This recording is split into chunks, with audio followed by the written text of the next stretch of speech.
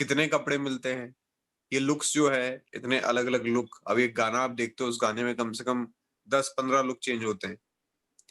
तो सोचो 10-15 गेटअप में है वो लोग। पूरी फिल्म में या पूरी टीवी सीरियल में हर दिन कपड़े चेंज होते हैं।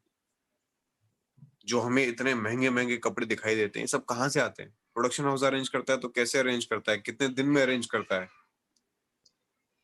आज हम लोग इसके बारे में बात करेंगे, ठीक है? क्योंकि ये भी एक बहुत बड़ा कंफ्यूजन वाला सिचुएशन है लोगों के दिमाग में कि क्या होता है ये कॉस्ट्यूम डिपार्टमेंट जो है वो किस तरीके से काम करता है, और प्रोडक्शन हाउस किस तरीके से ये सारी चीजें अवेलेबल करवाता है आर्टिस्ट को। करवाता है तो, अगर नहीं करवाता है तो आर्टिस्ट क्या करता है उस सिचुएशन में? सबसे पहले ये समझते हैं कि कॉस्ट्यूम जो है वो एक आर्टिस्ट के लिए इम्पोर्टेंट क्यों होता है। पहले तो इस बारे में हम लोग जो है डिस्कस कर लेते हैं, बात कर लेते हैं। आपको मैंने बताया था कैरेक्टराइजेशन जब हम करते हैं तो क्या करते हैं, कौन से 3 बातों का ध्यान रखते हैं? फिजियोलॉजी, सोशियोलॉजी और और साइकोलॉजी। साइकोलॉजी।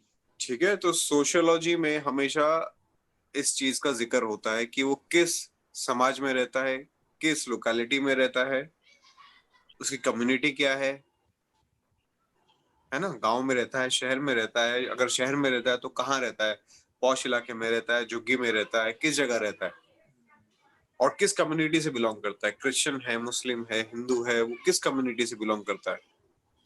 तो उस हिसाब से उसके कपड़े बदलते रहते हैं। कई बार ऐसा होता है, बहुत सारे कैरेक्टर्स जब भी आप देखते हो, देखते पहचान जाता है, और ये तो हिंदू है, ये मुस्लिम है, या ये बहुत अमीर आदमी है, ये बहुत गरीब आदमी है, ये गैरेज में काम करता है, ये पायलट है, ये ड्राइवर है, ये ऑटो चलाता है। कैसे आप पता लगा लेते हो? कैरेक्टर आपके सामने आता है और आप देखते ही बता देते हो, अरे हाँ ये सर। तो आर्मी ऑफिसर है, ये तो पुलिस वाला है। क्यों? क्योंकि उसने वैसे कपड़े पहने होते हैं।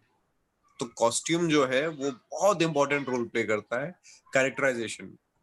लेकिन आपका जो गेटअप है, आपका जो कॉस्ट्यूम है, वो 60% रोल अदा कर देता है आपके कैरेक्टराइजेशन में। और एक और चीज नोट करना कि बीइंग आर्टिस्ट, जब भी आप उस तरीके का गेटअप करोगे ना, आपके अंदर ऑटोमेटिक वो फीलिंग आएगी।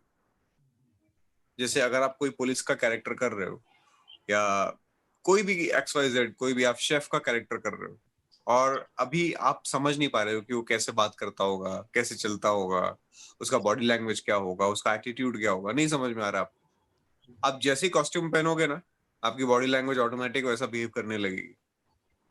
बहुत बहुत बहुत ज्यादा हेल्प मिलता है, क्योंकि मैंने भी ऐसे कई सारे कैरेक्टर्स किए पुलिस के। तो वैसे अगर पुलिस वाला बनो तो बहुत मेहनत करनी पड़ती है। कई बार ऐसा हाँ लगता है सर। कि हम लोग आर्टिफिशियल कर रहे हैं, लेकिन जैसे ही ऊपर से यूनिफॉर्म आ जाता है पुलिस का, ऑटोमेटिक एटीट्यूड आ जाता है बॉडी में। इनफैक्ट जो सेट पे जो लोग होते हैं ना, जैसे आप अगर सेट पे पहुंचे तो आपको नाम से बुलाया जाएगा, या आपको बोला जाएगा सर आइए, इधर बैठिए, ये आपका रूम है, आप क्या लेंगे खाने के लिए, इस तरीके से बात करेंगे। लेकिन जैसे ही आपने पुलिस वाले का यूनिफॉर्म पहन लिया, अरे वो इंस्पेक्टर साहब किधर है, आइए इंस्पेक्टर साहब आइए, आपका सीन चालू है। तो उसका रुतबा इतना ज्यादा होता है यूनिफॉर्म का, आपके कॉस्ट्यूम की पावर इतनी होती है। इसलिए कॉस्ट्यूम कैरेक्टराइजेशन के लिए बहुत ज्यादा इंपॉर्टेंट है, एक्टर के लिए भी, और जो ऑडियंस उनसे कनेक्ट कर रही है उनके लिए भी। कॉस्ट्यूम जब इतनी इंपॉर्टेंट चीज है, तो इसको अरेंज करता कौन है प्रोडक्शन हाउस में? कौन सा ऐसा डिपार्टमेंट है जो इसके पीछे काम करता है, और किस तरीके से आर्टिस्ट को अवेलेबल करवाया जाता है? तो जैसे अलग अलग डिपार्टमेंट्स होते हैं, कैमरा के लिए एक कैमरा का डिपार्टमेंट है, लाइटिंग का डिपार्टमेंट है, मेकअप का डिपार्टमेंट होता है, डायरेक्शन का डिपार्टमेंट होता है। उसी तरीके से कॉस्ट्यूम के लिए कॉस्ट्यूम का डिपार्टमेंट होता है, और उसमें कई सारे लोग काम कर रहे होते हैं।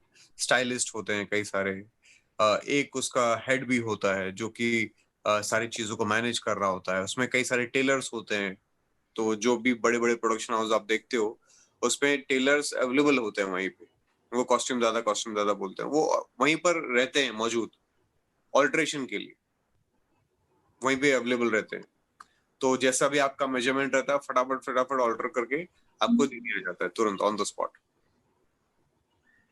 ठीक है, वो कंटिन्यूस वहीं पे अवेलेबल रहते हैं। कई बार क्या होता है, कुछ चेंजेस करने पड़ते हैं, छोटा करना पड़ता है, बड़ा करना पड़ता है, अ, किसी को लूज हो रहा है, किसी को टाइट हो रहा है कपड़े, तो वही ऑन द स्पॉट फटाफट काम किया जाता है। और जो क्रिएटिव डायरेक्टर्स होते हैं, वो लोग भी इस काम में इन्वॉल्व रहते हैं कि आपको किस तरीके के कपड़े पहनाने हैं। कल अगर कोई शूट हम कर रहे हैं, कोई पार्टी का सीक्वेंस है, तो पार्टी में किस तरह के कपड़े होंगे, फाइट सीन होगा तो उसमें किस तरह के कपड़े होंगे। तो वो लोग पूरा प्लानिंग करते हैं, उसके पीछे पूरा दिमाग लगाते हैं कि किस तरीके के कपड़े इनको देने चाहिए, कौन सा कलर होना चाहिए, क्या लेंथ होना चाहिए, क्या मेजरमेंट्स होने चाहिए उसके। पूरा प्लानिंग के साथ वो लोग काम करते हैं। ऐसा नहीं कि वो एक कपड़ा दे दिया, हाँ चलो ये पहन लो। उसके पीछे बहुत थॉट